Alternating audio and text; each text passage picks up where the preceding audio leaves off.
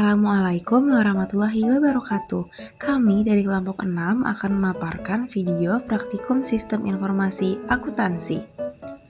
Dan ini adalah anggota dari kelompok 6. Dosen pengampu pada praktikum sistem informasi akuntansi yaitu Ibu Praptiningsih SEMM.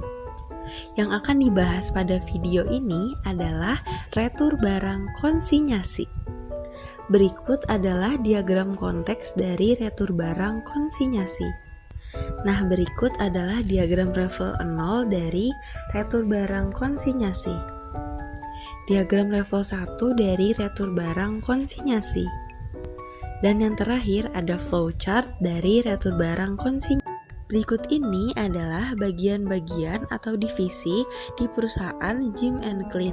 Di antaranya ada supervisor, staf gudang, departemen akuntansi, konsinyur, dan departemen penerimaan.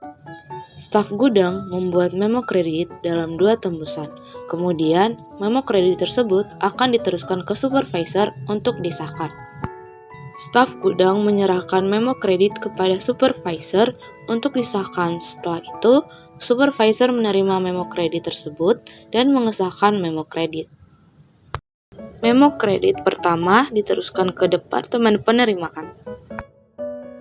Memo kredit kedua diteruskan ke konsinyur.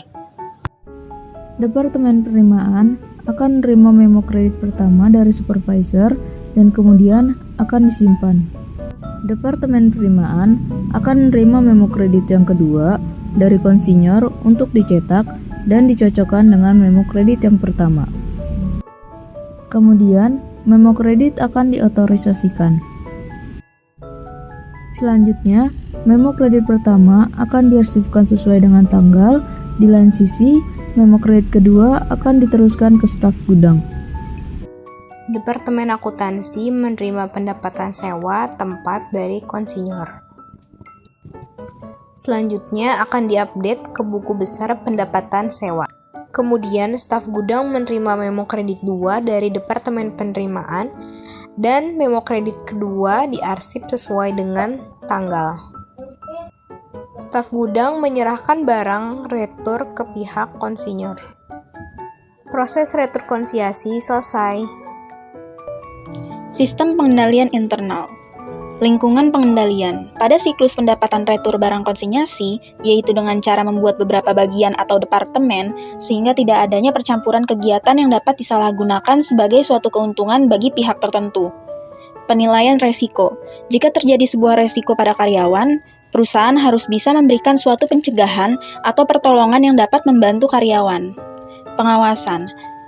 Peran dalam pengawasan harus dilakukan oleh manajemen guna melindungi perusahaan agar tidak ada kecurangan yang dapat menyebabkan kerusakan bagi perusahaan. Berikut adalah kelemahan yang terjadi pada alur perusahaan tersebut. Yang pertama adalah tidak adanya laporan penerimaan barang. Yang kedua, staf gudang kurang mengecek kembali pesanan yang telah dipesan dari pelanggan. Yang ketiga, kinerja dari staf di perusahaan tersebut kurang bertanggung jawab sehingga terjadi kesalahan. Berikut adalah saran untuk alur perusahaan tersebut. Yang pertama adalah membuat laporan penerimaan barang. Yang kedua, memeriksa dan mengecek kembali barang sebelum dilakukannya penjualan. Apakah barang tersebut layak untuk dijual, atau barang tersebut cacat atau tidak layak untuk dijual. Yang ketiga adalah kinerja untuk semua karyawan di perusahaan harus ditingkatkan lebih baik lagi. Kurang lebihnya mohon maaf. Sekian dari kelompok kami. Terima kasih.